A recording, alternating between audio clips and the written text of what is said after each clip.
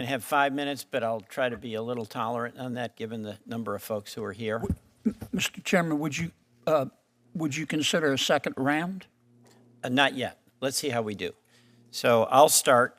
Ms. Campbell, you graduated from college and joined the Peace Corps, where you served for 3 years as a volunteer in Ecuador.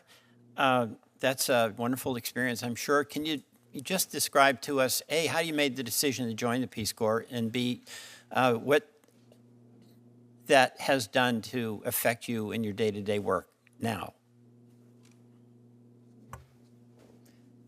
Senator, thank you for the opportunity to talk about a really wonderful experience in my life serving as a Peace Corps volunteer. I always knew that I wanted to go to law school. I thought that I didn't want to go straight through law school. I wanted to take some time off, and that was an opportunity that that seemed interesting to me. On the backside now, I can tell you that it was an experience that had an incredible impact on my life.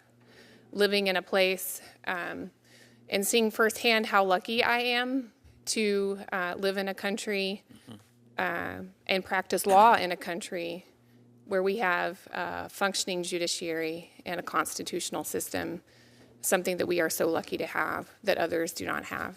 And a lot of your work has been complex litigation at the appellate level. Can you talk about that and how that's going to inform you should you be confirmed to serve in this position?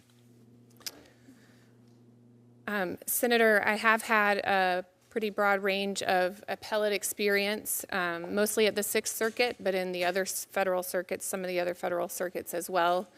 I am largely an ERISA practitioner, and I often appear before panels.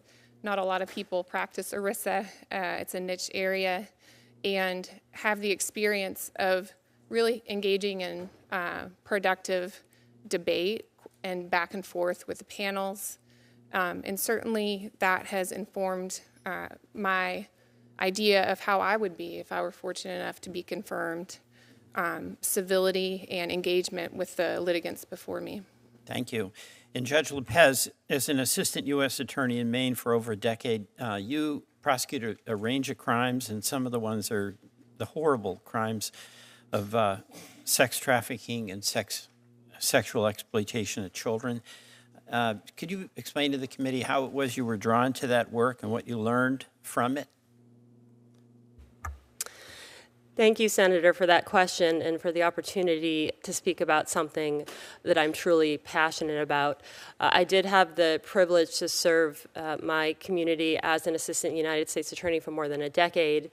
And when given the opportunity to serve as a human trafficking coordinator for the office, I jumped at that opportunity. I became a prosecutor in part because I did want to help protect the community. And those who are victimized by sex traffickers are some of the most vulnerable in our community. Young women and children who are exploited and forced into commercial sexual activity. In that role, I worked with an extraordinary team, including some of the most dedicated and talented law enforcement agents one could ever meet. And together, we were able to hold to account those who do exploit the most vulnerable among us. It's work that I'm very proud of. One of the last things I did, in fact, before I left the U.S. Attorney's Office was co-author an article for federal prosecutors nationwide on how to build a successful human trafficking practice, and my hope is that that will serve as a useful guide for others who would like to do that important work. Thank you.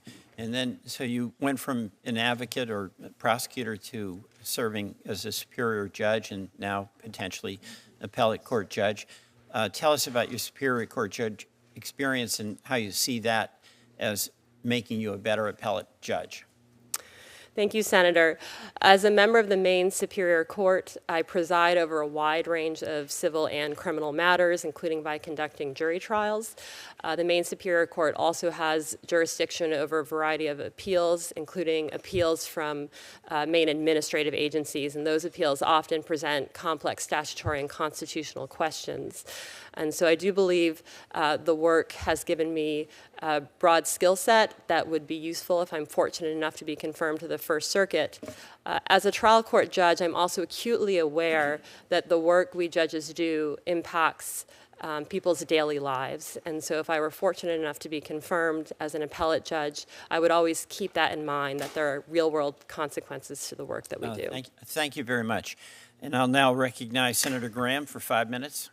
Thank you very much. I would recommend that